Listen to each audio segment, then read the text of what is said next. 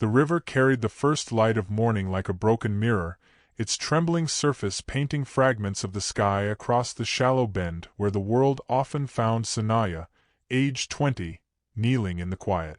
She dipped her fingertips into the cool water, watching the ripples distort her reflection into a face she barely recognized, as though even the river hesitated to show her the truth.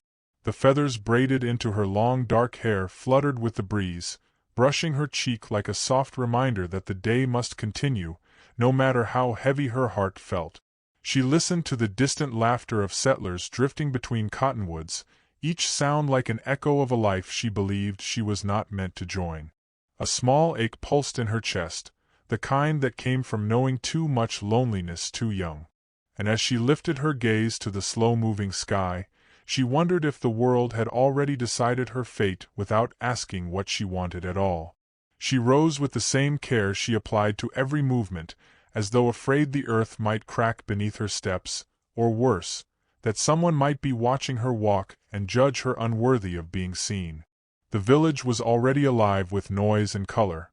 Children chasing each other between lodges, women pounding corn into meal, men sharpening tools or preparing their morning hunts. Their glances slid past her with a familiar softness that was not kindness but dismissal, a way of seeing her without truly looking. The whispers hovered too easily, too fragile, too reserved, too quiet to be any man's choice. Even her beauty, spoken of in murmurs, felt like a burden she carried rather than a gift she could trust. She forced a small smile to any who greeted her, but her eyes always drifted back to the ground, hoping the dust might swallow her shame before anyone saw it. And yet the wind seemed to tug at her again, urging her to lift her gaze toward something, or someone, who might already be searching for her. That someone rode into the village that same afternoon. Rowan McCade, age 30, a giant cowboy with shoulders like carved oak and a presence that pulled silence into itself, slowed his horse as he approached. Dust gathered around his boots as he stepped down, brushing off his hat with a quiet motion that revealed sun-browned hair and eyes that held the steadiness of a man shaped by storms and mountains. His gaze swept across the village with the practiced caution of a wanderer, but it stopped, anchored, when he found Sanaya carrying a small bundle of firewood. Something tightened in his chest, a pull he had not felt in years, the kind that spoke of destiny rather than chance. He stood still for a moment, unsure whether it was her grace, her quietness, or the loneliness woven into her steps that called out to him first. But as she walked past, avoiding his eyes, he realized she carried the look of someone who had forgotten her own worth. And without fully understanding why, he felt a fierce urge to know her name. He found his opportunity later when she struggled to balance a second bundle of firewood, the weight shifting dangerously in her arms. He approached carefully, lowering his voice so it would never startle her, and offered help with a gentleness that surprised even him. She hesitated, her eyes widening as if she feared she would be mocked, but slowly she allowed the bundle to leave her arms. The moment their fingers brushed, something subtle passed between them, a trembling thread of warmth neither could explain. He walked beside her, matching his wide stride to her delicate pace, asking simple questions about her day as though each answer had meaning. She responded in soft, careful tones, speaking as though testing whether he truly wanted to hear her. Rowan did. Every word she offered wrapped itself around his heart with quiet force. And as she set the firewood down near her lodge, she dared a brief glance up at him, a spark of curiosity flickering in her eyes. Yet she turned away quickly, unaware of how deeply that small spark affected him. Days passed with Rowan returning under gentle pretexts. A spare tool she might need, herbs he claimed were good for stitching beadwork, or simply a quiet walk near the river where he hoped their paths might cross. Each encounter drew them closer in ways they did not acknowledge aloud. He learned she loved the sound of wind through tall grass, that she felt safer at dawn than at dusk, and that she carried her loneliness like a secret wound.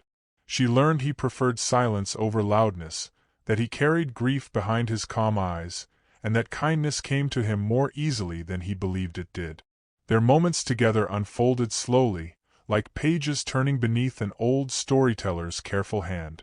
And every evening, when firelight flickered across her face, Rowan fought the urge to reach out, to tuck a stray feather back into her hair, to let his touch reassure her that someone finally saw her. But he held back, afraid that moving too fast would make her retreat into the shadows again. Everything changed the morning a group of drunken settlers arrived with loud laughter and careless cruelty. Sunaya passed by them with her usual quiet grace, but one man, eyes sharp with ignorance, muttered that she was pretty enough to look at but too breakable to marry, a comment that sliced through the air like a blade. His companions howled with approval, drawing the attention of several villagers who looked away uncomfortably. Sunaya froze, her cheeks flushing with humiliation, the sting sharp enough to blur her vision. Before Rowan even thought, he stepped forward, his height casting a shadow over the men as his jaw tightened into something dangerous. The settlers quieted under his glare, but the damage had already reached her heart. She hurried past, her breath shallow, her small shoulders shaking as though she could not carry another insult. Rowan followed her at a distance, muscles tense with anger, but he slowed once he reached the river bend where she had collapsed into silent tears. For a long moment, he simply watched her, his own heart twisting at the sight. And then he stepped forward, knowing this was the moment he had to speak the truth. He knelt beside her in the grass, moving with a tenderness that felt sacred. She tried to hide her face, ashamed that he had witnessed her brokenness, but he gently took her wrists, urging her to look at him. Rowan told her that she was not fragile, she was resilient, luminous, woven from the kind of strength that had no need to shout. He told her that he saw her, truly saw her, in ways others never had, and that she deserved a love that lifted her, not a world that silenced her. Her breath hitched, disbelief filling her eyes, for she had spent years convincing herself that no man could ever speak such words to her. Rowan took her hands in his voice steady but trembling with something deeper than courage, and said the words that would change her life. "Pack your things and come with me, Sunaya. Not as a weight, as my wife." Her heart surged painfully, hope and fear clashing like storm winds, leaving her unable to breathe or speak. And in the silence that followed, the world seemed to hold its breath with them. When she finally found her voice, Sunaya whispered the question that had haunted her for years. "Why me?" Rowan answered without hesitation, saying she carried a quiet storm inside her that he had recognized the moment he saw her, and that she deserved a home in someone's heart, not a corner in someone's pity. Tears blurred her vision as she realized he meant every word. She nodded once, then again, letting the truth settle into her bones like warmth after long cold. As they walked back through the village, their hands brushing but not quite holding, people stared, some surprised, some doubtful, but Sunaya did not shrink from their eyes this time. She walked with Rowan beside her, feeling a small but powerful shift inside herself. And when she reached her lodge and gathered her few belongings into a small woven bag, her hands trembled not with fear but with a fragile, new courage. A courage that whispered she was finally choosing her life. Their wedding at sunset framed them in a world transformed by light. The sky bled gold and rose across the valley, settling upon them like a blessing as tribal elders and frontier settlers gathered in a rare, quiet circle. Sunaya wore a white unearthed dress adorned with new feathers and beads, each one representing a step toward the woman she was becoming, not the shadow she once believed herself to be. Rowan stood waiting with his hat held to his chest, the man who had faced storms without flinching now trembling with love. Their vows were spoken softly, each word a thread binding them into something whole.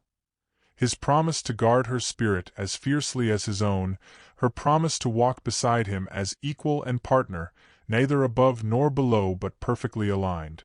When he leaned down to kiss her, the world around them seemed to pause, the crowd silent, the sky holding its breath, the wind wrapping around them like a gentle embrace. And in that kiss, Sunaya felt the final fragments of her loneliness crumble into dust beneath her feet. Their life afterward was carved from quiet joys and steady devotion. They built a home where mornings tasted of warm coffee and fresh air, where Rowan brushed her hair by lantern glow, where Sanaya stitched new patterns onto his shirts with careful hands. She learned she was not fragile, only unused to being treated with care. He learned that strength was not measured by hardness but by gentleness held in capable hand. Some evenings, they danced barefoot beneath the moon, her feathers swirling, his hand firm at her back, the world spinning softly around them like a story told by the stars. And every night, as they rested in each other's presence, Sanaya felt a new truth settle deeper into her heart. She had not been chosen out of pity. She had been chosen out of love, fierce and quiet and entirely real. Yet the moment that sealed that truth arrived on a summer night when distant thunder rumbled along the horizon. Sanaya confided softly that she feared he might one day regret choosing her, that perhaps her silence or her softness would become burdens he had not anticipated. Rowan turned to her, cupping her face with both hands, his thumbs brushing away the tremor in her breath. He told her that loving her had been the clearest, simplest truth of his life, that she had taught him grace, patience, and tenderness he never knew he needed. He placed her hand over his heart so she could feel the steady rhythm that existed because she was there to hear it. And as lightning flickered across the plains, illuminating them in silver light, Sanaya felt her last thread of doubt loosen and drift away like smoke into the night sky. If you ever find yourself like Sanaya, believing you are unseen, unheard, or unchosen, remember that the quietest hearts often carry the brightest embers. The world may overlook you, but destiny never does. Love does not require noise or perfection. It requires being recognized by someone who understands the language of your silence. And when that person finds you, as Rowan found Sanaya, may you have the courage to step forward, pack your things, and walk into the life waiting for you with open arms.